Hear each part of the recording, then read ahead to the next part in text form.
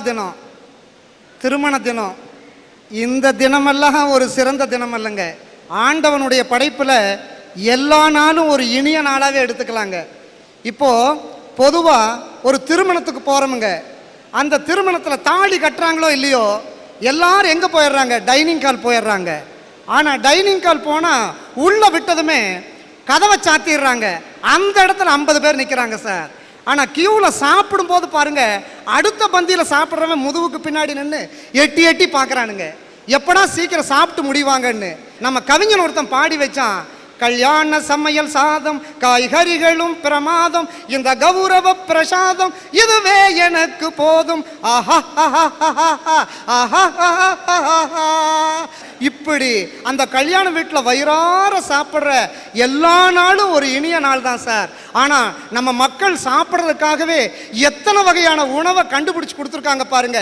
Tea, coffee, PT, cigarette, வெத்தலை பாக்கு, idli, dosa, roast, parotta, வெண்பொங்கல், puri set, வடை, போண்டா, பஜ்ஜி, மெதுப்பக்க வடை, ஆம வடை, உளுந்து வடை, தயிர் வடை, காராச்சேவு, காராபூந்தி, பாதுஷா, அல்வா, லட்டு, ஜிலேபி, மைசூர்பா, பால்கோவா பண்ணு, பச்சரி சாப்பாடு, சாம்பூசணிக்காய் கூட்டு, கடலைப்பருப்பு, தயிர், மோர், நெய், ஊறுகாய், உப்பு, பப்படம், அப்பளம், கேரட் பல், பீன்ஸ் பல், கொத்தவரங்காய் பல், முருங்காய் பொரியல், மா, பழம், வாழை, அகத்துக்கீரை, அரைக்கீரை, சிரிக்கீரை, வெந்தயக்கீரை, மணத்தக்காளி கீரை, ஆட்டுக்கறி, மாட்டுக்கறி, கோழிக்கறி, கொக்கறி, மீன் கறி, எறும்புக்கறி, பன்னிக்கறி, தயிர் சாதம், தக்காளி சாதம், புளிச்சாதம், வெந்தய சாதம், மல்லி சாதம், கீரை சாதம், சாம்பார் சாதம், சில்லி சிக்கன், சில்லி மஞ்சள், chicken biryani, mutton biryani, cola, kuska, Thums Up, Fanta, vanilla ice cream, சம்பாரவ, கோதுமை ரவை, பட்டை ரவை, chilli tandoori, chilli manchurian, chilli parotta, கொத்து பரோட்டா, முட்டை parotta, chilli idli, chilli 65, ginger chicken, சோள தோசை, கம்பு தோசை, ராகி தோசை, நான், புரோட்டா, ஃப்ரைட் ரைஸ், கீர் meals, omelette, half boil, full boil, adai, rava dosa, onion dosa, மசால் தோசை, குழிப்பணியார, சந்தக, எலுமிச்சம் சேவை, தக்காளி சேவை, ஆப்பம், இடியாப்பம், கொலா புட்டு, சுண்டல் குழம்பு, கார குழம்பு, வெந்தய குழம்பு, எண்ணெய் கத்திரிக்காய் குழம்பு, மணத்தக்காளி குழம்பு, ரோஸ் மில்க், ஜவ்வரிசி பாயாசம், ரஸ்னா, பாலாமி பால், பாலாமிக்கு,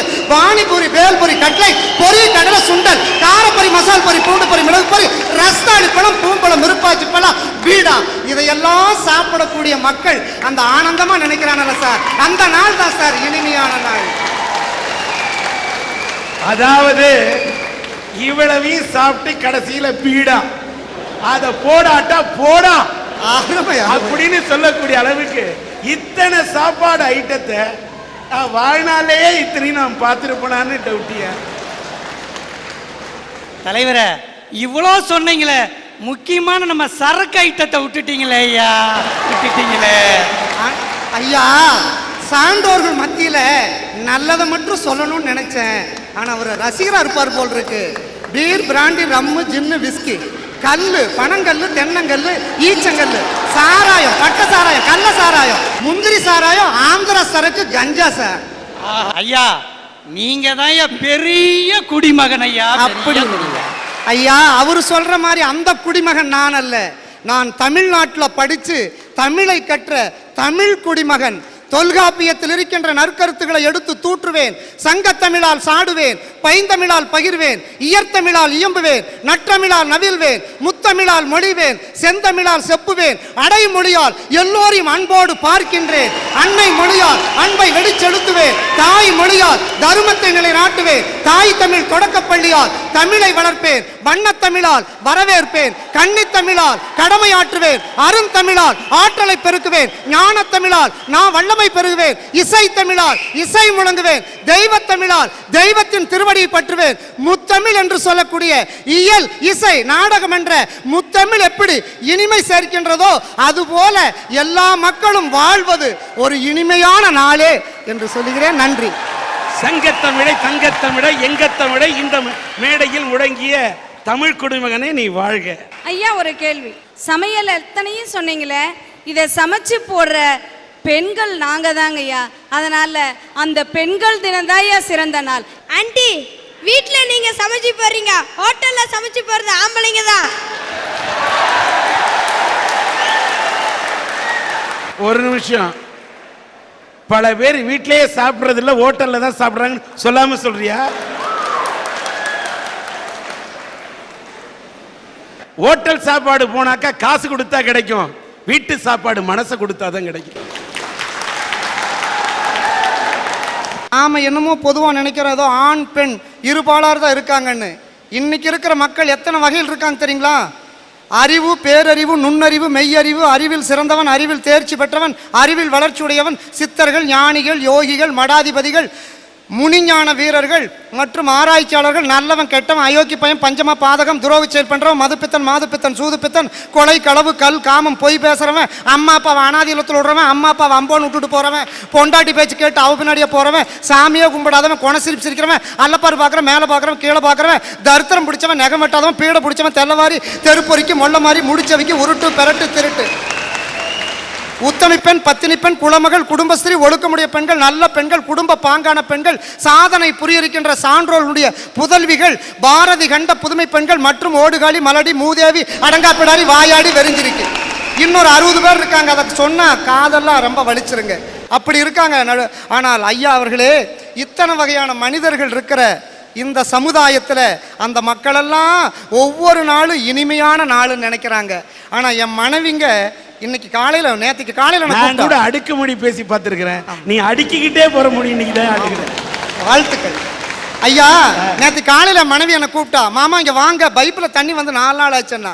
அதுக்கு நான் என்னமா செய்யணும்னு, மாமா அந்த பெரிய குழாய் உடஞ்சி போச்சாமா, அதனால அரசாங்க லாரியில தண்ணி கொண்டு வந்து விடுறாங்க, போய் பிடிச்சிட்டு வாங்கன்னா. நானும் மனைவி சொன்னான்னு ஒரு குடத்தை கொண்டு போய் எம்டி குடத்தோடு நின்றுட்டு இருந்தேன். நல்ல தண்ணி லாரி வந்து அப்படி திரும்பி நின்று பைப்பை ஓப்பன் பண்ணி விட்டாம் பாருங்க. ஒரே ஆம்பளை பொம்பளை கூட்டம் முட்டி மோதி பிடிக்கிறாங்க. நானும் என் மனைவி சொன்னாங்கங்கிற நம்பிக்கையில் உள்ள நுழைஞ்சு பிடிச்சனுங்க ஐயா. வெளியே வர்றேன், என் குடத்தையும் காணும், என் இடுப்பு வேட்டியும் காணும். பேந்த முடிச்சுட்டு போய் என் மனைவி முன்னாடி நின்ன. என் மனைவி சனியனை, நீ எல்லாம் எனக்கு வந்து வாழ்க்கப்பட்டு தொலைஞ்சன்னு அப்படி புடவை எடுத்து இடுப்புல சொருவின. என் மனைவி அந்த நல்ல தண்ணி லாரியை நோக்கி ஓடுனாங்க. என்ன குடம் கூட இல்லாம ஓடுறாளேன்னு நானும் பின்னாடியே ஓடினேன். போன வேகத்துல மனைவி என்ன செஞ்சா தெரியுங்களா, மழன்னு அந்த நல்ல தண்ணி லாரி கூட்டத்துக்குள்ள நுழைஞ்சு 2 குடம் தண்ணீர் பரபரன்னு இது மாதிரி 6 வேட்டி உருவிட்டு வந்தாங்க. அப்படி உருவன வேட்டி 22 நீளம் போட்டு காஞ்சிட்டு இருங்க பாருங்க. என் மனைவிக்கு 2 குடம் தண்ணீர், இனிமையான நாள். எனக்கு 22 வேட்டி கிடைச்சதுங்க. அதைத்தானுங்க நான் இனிமையான நாளுன்னு சொல்றேன் ஐயா அவர்களே. ஆனா பாருங்க, என் மனைவி என்னை பார்த்து ஒரு பாட்டு பாடுவா. ஆடியில சேதி சொல்லி அவனியில் தேதி வச்சு சேதி சொன்ன மன்ன வருதான். இப்படியே பாடிட்டு கடைசியில் ஒரு வரி சொல்லுவா, ராசாவே நீ வேணும் 7 ஜென்மந்தானா. முந்தா நாள் கோயிலுக்கு கூட்டிட்டு போனுங்க. அர்ச்சகர் திருநீர், சந்தனம், குங்குமம் கொடுத்தார். நான் அழகா எடுத்து நெத்தியில பூசிட்டேன்.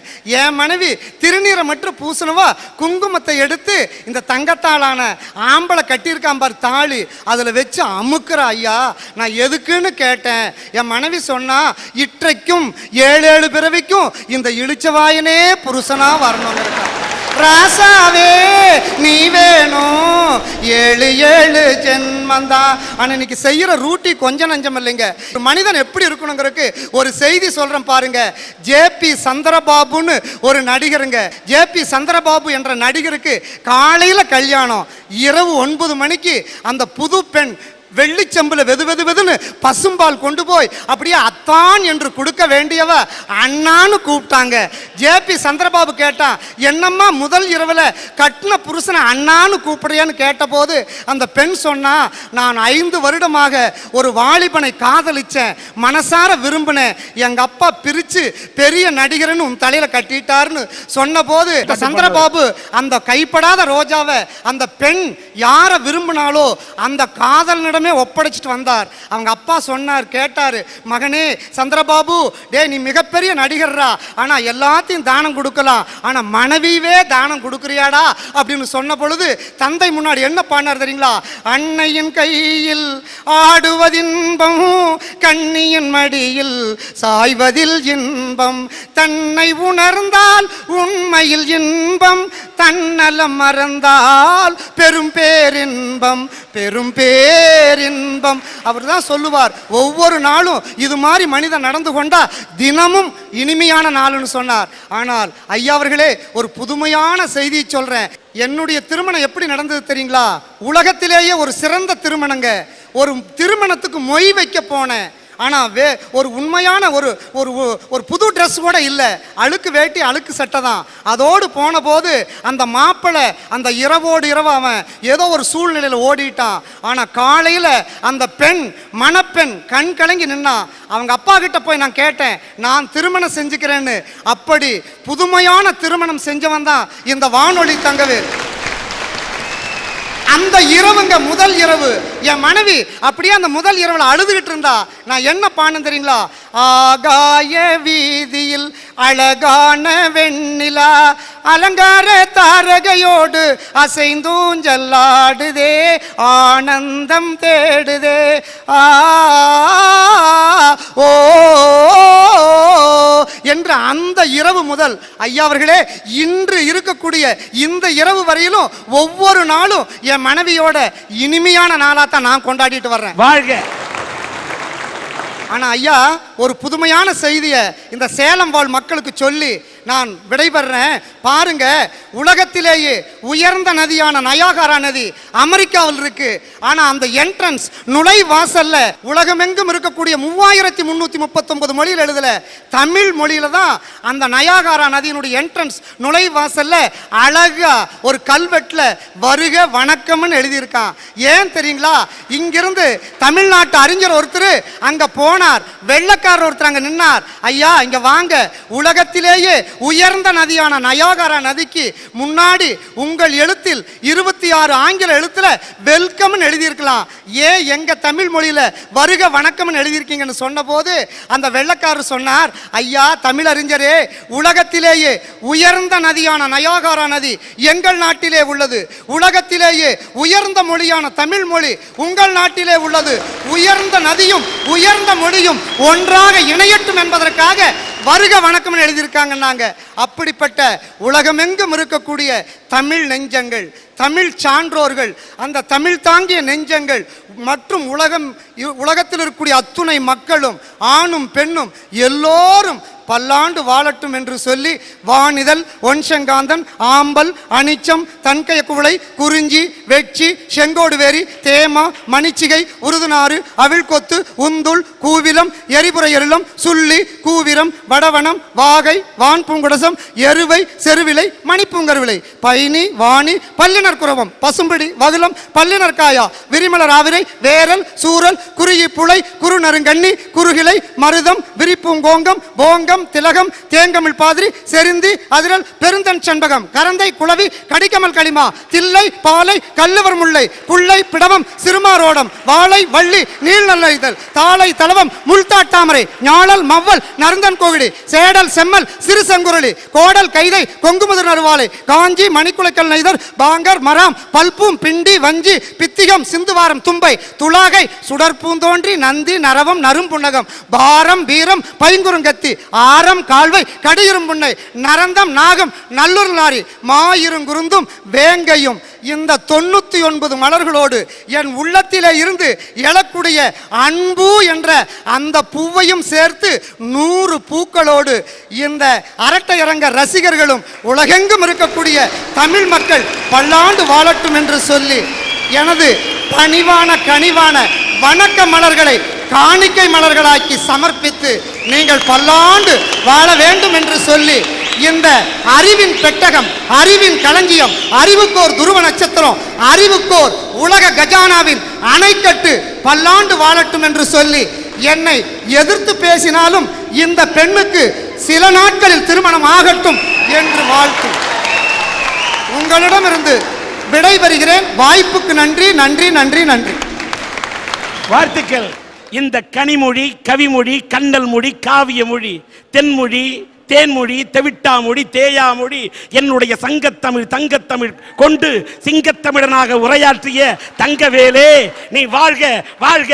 அஸ்வினி பரணி கிருத்திகை ரோகிணி மிருக சித்தம் திருவாதிரை புனர்பூசம் பூசம் மாயில்யம் மகம் உத்திரம் அத்தம் சித்திரை சுவாதி விசாகம் அனிச்சம் கேட்டை மூலம் பூராடம் உத்திராடம் திருவோணம் அவிட்டம் சதயம் பூரட்டாதி உத்திரட்டாதி ரேவதி என்று அத்தனை 27 நட்சத்திரங்களையும் பாராயணம் செய்து மேஷம் ரிஷபம் மிதுனம் கடகம் சிம்மம் கன்னி துலாம் விருச்சிகம் தனுசு மகரம் கும்பம் மீனம் என்று 12 ராசிகள் பாவிகளையும் கத்தறிந்து பாரப்பா பகலவனும் தனித்தை பாம்பு இரண்டும் பகருகின்ற இக்கோள்கள் ஆறில் நிற்க கூறப்பா குமரனவனை கண்டால் குமலகத்தில் புலி கண்ட பொத்து போல் ஆவர் என்று என்னுடைய புலிப்பாணி பாடினானே. அத்தனை கோள்களை பற்றி படித்த நான் என்னுடைய தமிழ், என்னுடைய செவ்வாயை, என்னுடைய தமிழ் தாயை போற்றிய உன்னுடைய இதழ் வாழ்க என்று இந்த ரோஜா இதழ் கொண்டு வாழ்த்துகிறேன்.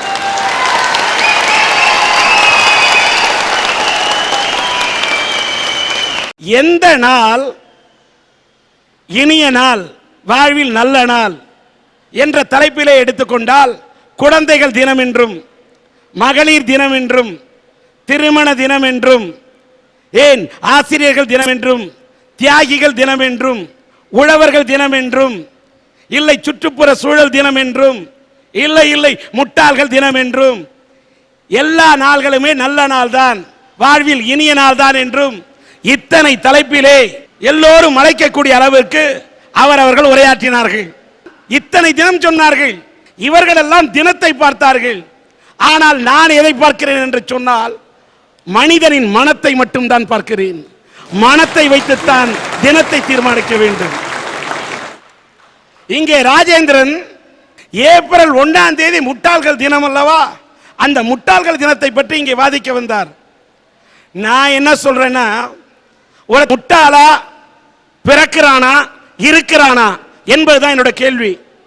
சுய புத்தி இருக்கணும், இல்ல அடுத்தவன் சொல்லி கொடுத்தா சொல் புத்தி இருக்கணும். சுயமாவும் புத்தி இருக்காது, சொன்னாலும் புத்தியில ஏத்திக்க மாட்டேன், நான் முட்டாளாதான் வாழுவேன்னு அவன் முரண்டு பிடிச்சா அவனால அவனுக்கும் உதவிகரமா இருக்க மாட்டான், தன்னோட குடும்பத்துக்கும் உதவிகரமா இருக்க மாட்டான், வீட்டுக்கும் பயன்பட மாட்டான், நாட்டுக்கும் பயன்பட மாட்டான். அப்படி உள்ள ஒரு முட்டாளுக்கெல்லாம் ஒரு முட்டாள் தினம் தேவையா? அதனால அந்த முட்டாள் தினத்தெல்லாம் தூக்கி ஓரங்கட்டிடலாம். அடுத்த பார்த்தீங்கன்னா இந்த குழந்தைகள் தினம், இந்த சீமா போன்ற குழந்தைகள் பேசும்போது குழந்தைகள் தினத்தை கொண்டாடணும்னு எனக்கு ஆசைதான். ஆனா சேலத்தில் பார்க்கிறேன், சென்னையில் பார்க்கிறேன், ஏன் கோவையிலே பார்க்கிறேன், கையில கை குழந்தையை கொளுத்துகின்ற வெயிலிலே வைத்துக் கொண்டு பெண்கள் பிச்சை எடுக்கிறார்கள். ஒரு தீவிரவாதி கடத்தும் போது ஒரு அப்பாவியை கையிலே கடத்தி வைத்துக் கொண்டு அவன் தீவிரவாதம் செய்கிறானே, அதை போல ஒரு குழந்தையை கொளுத்தும் வெயிலிலே வைத்துக் கொண்டு இந்த பிச்சை எடுக்கிறார்களே, இதை பார்க்கும் போது குழந்தைகள் தினமா கொண்டாட முடியுமா? ஏன் குழந்தை தொழிலாளர்களை ஒழித்து விட்டோமா? சிவகாசியிலே தீப்பெட்டி தொழிற்சாலைகளிலே குழந்தைகள் வேலை செய்து கொண்டிருக்கின்றார்களே, அந்த குழந்தை தொழிலாளிகள் இன்றைக்கும் இருந்து கொண்டிருக்கிறார்களே, கொத்தடிமைகளாக அவர்களை வதைத்துக் கொண்டிருக்கிறார்கள். அந்த குழந்தைகளை வாட்டி வதைக்கும் போது குழந்தைகள் தினமா எப்படி கொண்டாட முடியும்? சரி, திருமண தினம் என்று சொல்லுகிறார்கள். அந்த அம்மா பேசுறாங்க, காதல்னு வந்துட்டா காதலுக்கு மட்டும்தான் கண் இல்லை. காதல் மதத்தை பார்க்காது, மனத்தை தான் பார்க்கும். இனத்தை பார்க்காது, இதயத்தை தான் பார்க்கும். விட்டு கொடுத்தால் வாழ்க்கை எல்லாம் கரெக்ட், அது வாழக்கூடிய பெண்ணுக்கு. ஆனால் வரதட்சணை என்ற அரக்கன் இருக்கின்ற காரணத்தால் வரதட்சணையே கொடுக்க முடியாமல் 40 வயதுகள் ஆனாலும் 50 வயது ஆனாலும் திருமணத்தையே எண்ணி பார்க்க முடியாமல் முதிர்கன்னிகள் வாழும் இந்த நாட்டிலே என்ன திருமண தினம்? இன்னொரு பக்கம் அவங்க கல்யாணம் ஆனவங்க கல்யாணம் ஆன கையோட விட்டு கொடுக்கும் மனப்பான்மை இல்லாத காரணத்தால் மன வாழ்க்கையை முறித்துக் கொண்டு நீதிமன்ற வாசலிலே எத்தனை பேர் நின்று கொண்டிருக்கிறார்கள். அவர்கள் தங்கள் வாழ்க்கையை தொலைக்கிறார்கள். தாங்கள் பெற்றெடுத்த பிள்ளைகள் திருமண வாழ்க்கையை தொலைத்தவுடன் இதயம் உடைந்து எத்தனை பெற்றோர்கள் கண்ணீர் வடித்துக் கொண்டிருக்கிறார்கள். அப்படி பார்க்கும்போது சிலர் நல்ல விதத்திலே வாழக்கூடியவர்கள் திருமண தினம் கொண்டாடினால் கூட அந்த தினத்தை பார்த்து நம்மால் திருமண தினத்தை கொண்டாட முடியவில்லையே என்று திண்டாடும் இதயங்கள் இருக்கும் போது திருமண தினத்தை என்னால் எப்படி மற்றவர்கள் கொண்டாட முடியும்? இந்த அம்மா சொன்னாங்க மகளிர் தினம் மகளிர் தினம்னு. வர ஆட்சியாளர்கள் எல்லாம் மகளிருக்காக சொல்லுகிறார்கள். இந்த இந்திய திருநாட்டில் இந்தியாவை இந்திரா காந்தி அம்மார் ஆண்டதற்கு பின்னால், உத்தரப்பிரதேசத்தில் மாயாவதி இன்றைக்கு ஒரு புதிய சரித்திரத்தை படைத்ததற்கு பின்னால், ஏனைய பாராளுமன்றத்தில் 33% இந்த பெண்களுக்கு இடஒதுக்கீடு கொடுப்பதற்கு இன்னும் சட்டம் ஏற்ற முடியல.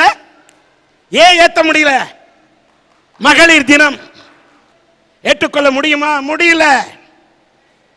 சரி, ஆசிரியர் தினம். ஆசிரியர்லாம் நல்ல மாணவர்களை உருவாக்கக்கூடிய ராதாகிருஷ்ணன் உருவாக்கினார் அப்படி அந்த பொண்ணு பேசுறது. ராதாகிருஷ்ணனை போன்ற நல்ல ஆசிரியர் இருந்தா பரவாயில்ல. இங்கே பத்மநாபன் கேட்டாரு, டியூஷன் வைக்கிறவனுக்கு ஒரு சட்டம், டியூஷன் வைக்காதவனுக்கு ஒரு சட்டம் என்று நல்லாசிரியரை மதிக்கிறோம்.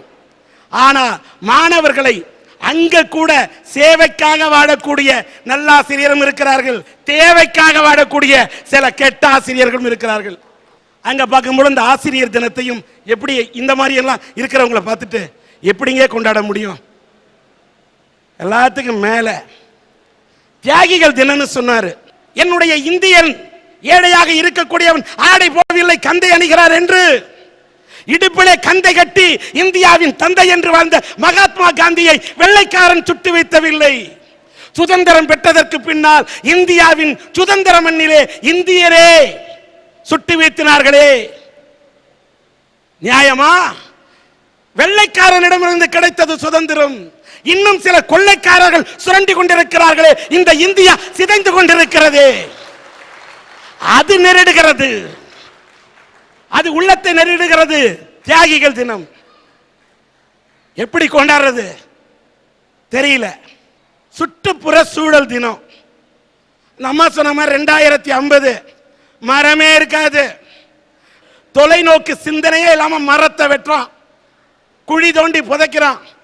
திருச்சியிலிருந்து சாம்பியன் ஸ்கூல்ல இருந்து சூசைராஜ் வந்தாரு, 10,000 மரக்கன்றை நட்டார்.